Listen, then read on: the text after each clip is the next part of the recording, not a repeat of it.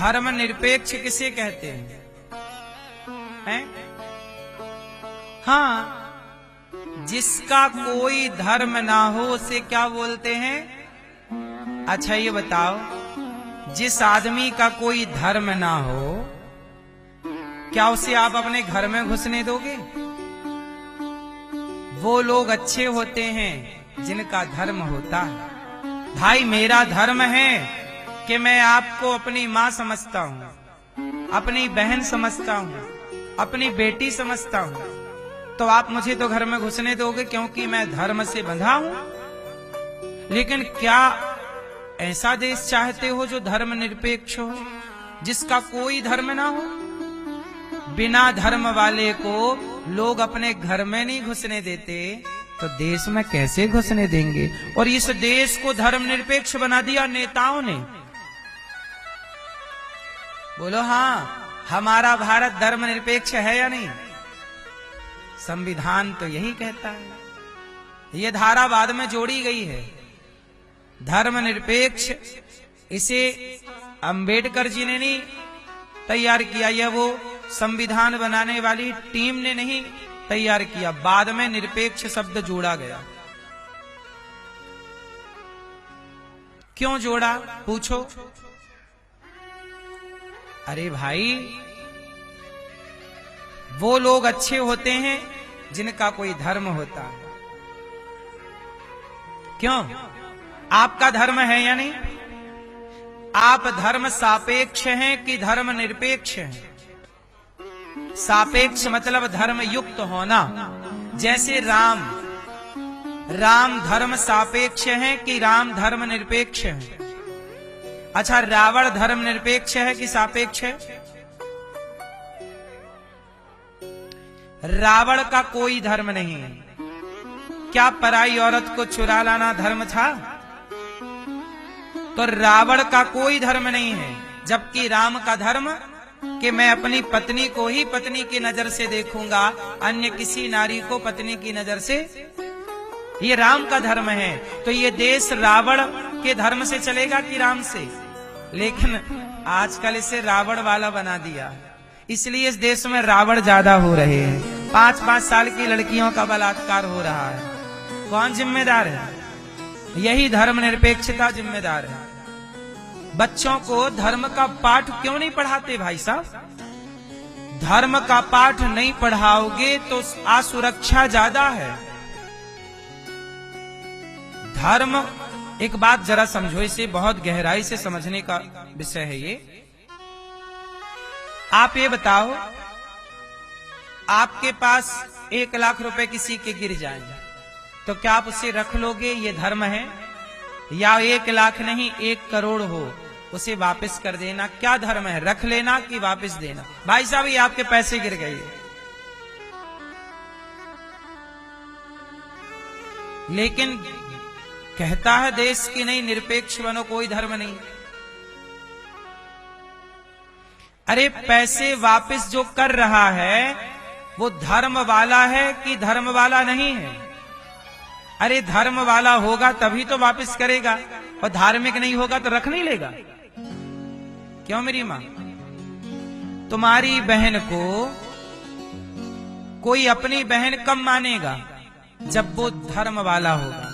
आपकी बहन को मैं भी अपनी बहन मानता हूं, क्यों? मेरे पास धर्म है। लेकिन बहुत लोग हैं जो आपकी बहन को बहन नहीं मानते, गलत नजर से देखते, क्योंकि उनके पास धर्म।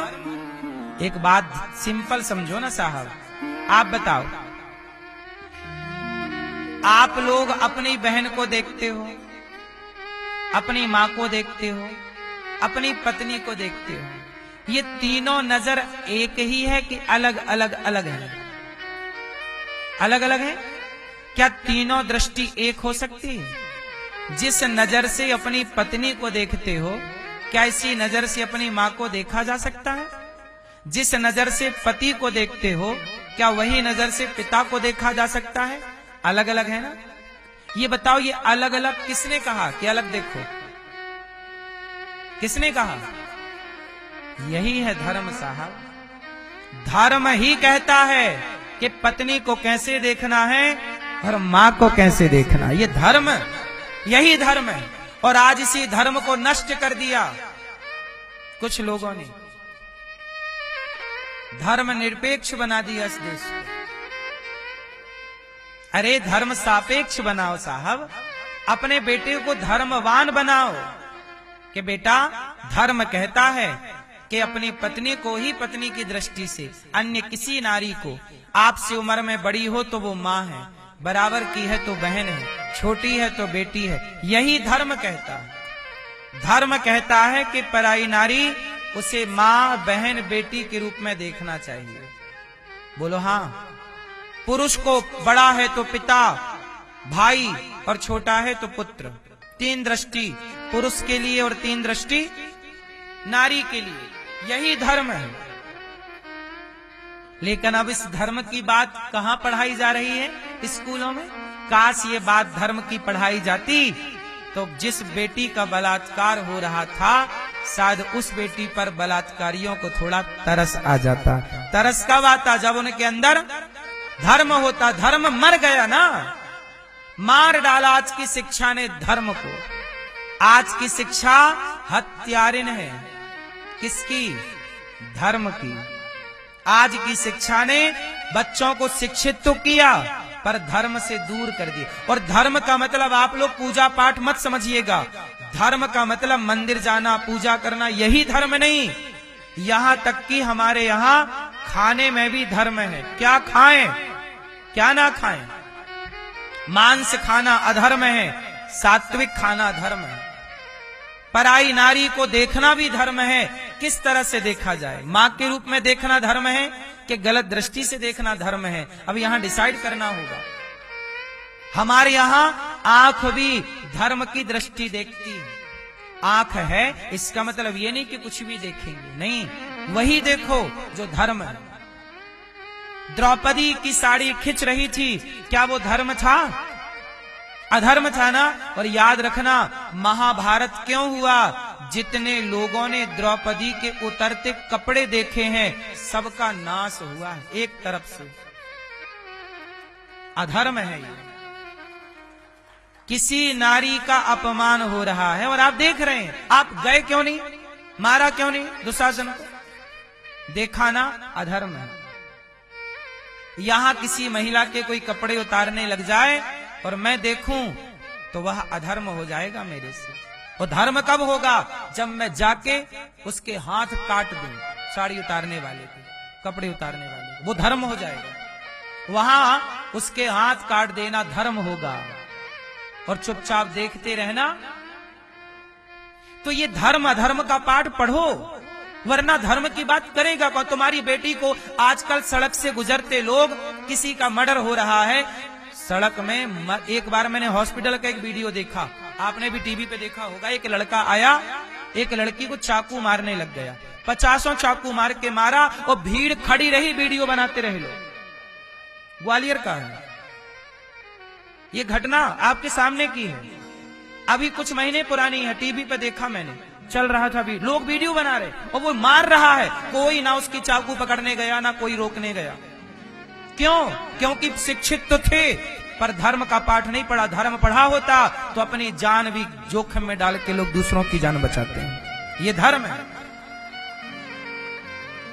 पर इस देश में नहीं कोई बचाता आजकल किसी को,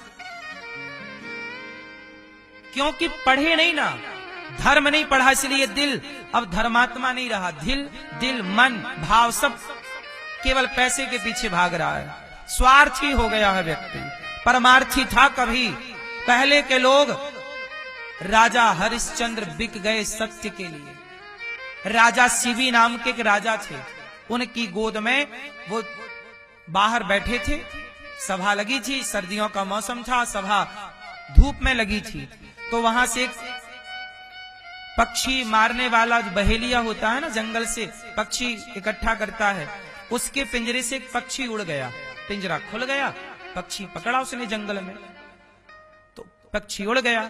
उड़ के ना राजा शिवी की गोद में जाके बैठ गया। एक पक्षी आया और शिवी की गोद में आ गया। तो बहेली आया, महाराज मेरा पक्षी लौटाओ। ये मेरा पक्षी है। राजा बोले देख, भले तेरा है पर मेरी गोद में आया, इसलिए अब वो मेरा है।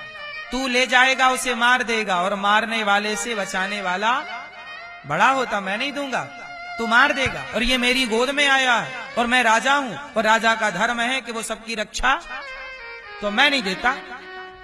बहेलिया बोला महाराज ये तो अन्याय है, आप राजा हैं, न्याय कीजिए महाराज, ये पक्षी मेरा है, मेरे पिंजरे से उड़ा, आप बताइए न्याय क्या कहता है। राजा बोले न्याय तो यही कहता है कि तेरा है तो तेरा है, लेकिन मेरी गोद में आया है बेटा, मैं क्या करूं। महाराज अब न्याय करो, ये आपका है कि मेरा है, न्याय करो। राजा बोले ठीक है, तू ये बता पक्षी लेकर करेगा क्या। बोले मैं इसे पका के खाऊंगा, मुझे भूख लगी। बहेलिया बोला कि मैं इसे पका के खाऊंगा, मुझे भूख लगी है। राजा बोला तुझे मांस चाहिए। हाँ मुझे मांस चाहिए। तो एक काम कर, तू मेरा मांस ले सकता है। महाराज आपका मांस थोड़ी खाऊंगा। नहीं तू खा लेना, तू पक्षी का खाता है ना, मेरा खा लेना। नहीं महाराज, नहीं नहीं नहीं, मेरा न्याय है, तुझे मांस चाहिए तो पक्षी का क्यों, मेरा ले। ये पक्षी मेरी शरण में है, मैं नहीं देता। एक तराजू बांधी गई, पक्षी को एक पलड़े में रखा गया ये पक्षी, और दूसरे पलड़े में राजा ने अपना छाती काट दी। ये पुराणों की कथा है, इतिहास में घटी सच्ची घटना। छाती का मांस काट के रखा, पर वो पक्षी का वजन ज्यादा था। दूसरी छाती काटी, इस तरफ काटा, फिर पेट काटा, फिर भुजा काटी। भैया उसने पांव काट दिए, जांघ का मांस काटा, पर वो मायावी पक्षी था, राम जाने क्या था, वजन उसका बढ़ता गया। अंत में राजा ने तलवार उठाई और अपनी गर्दन एक, अब जरा सोचना, इमेजिन करो कि आपकी गोद में एक पक्षी आया और उसके लिए आप अपनी गर्दन काटने को तैयार हैं। है इस धरती में कोई इतना ईमानदार? है कोई धरती पे इतना दयावान जो दया की बात करते हैं? वो खुद बकरा खा रहे हैं, वो खुद पक्षी खा रहे हैं, मुर्गा खा रहे हैं, वो बात दया की कर रहे हैं। राजा ने जब गर्दन काटना चाहा तो पक्षी नहीं, पक्षी से भगवान प्रकट हो गए। बस कर भाई बस कर। राजन उसका शरीर उसे लौटाया, उसका हृष्ट पुष्ट हुआ। कहा वाह राजा, ये धरती में करोड़ों लोग आए, करोड़ों गए, पर आप जैसा कोई नहीं, जिसने एक पक्षी के लिए इतनी दया कि अपना इतना बड़ा राजा चाहता तो किसी नौकर चाकर से कह देता तू दे दे, नहीं, मैं क्यों किसी नौकर चाकर की भी हत्या करूं, क्यों किसी को कष्ट दूं अपने कारण। ऐसे राजाओं का ये भारत रहा है मेरी मां। इतना दया, इतनी दया, ये दया कब आएगी? आज लोगों के अंदर की दया मर गई। पक्षी पर दया तो छोड़िए, आजकल के बेटे को अपनी मां पर दया नहीं आती। दया आती तो भला बेटे के होते कोई मां वृद्धाश्रम में कैसे होती। आज की शिक्षा ने दया मार डाली, दया की हत्या कर दी। किसने? आज की आधुनिक शिक्षा ने, आज की आधुनिक शिक्षा ने धर्म की हत्या कर दी।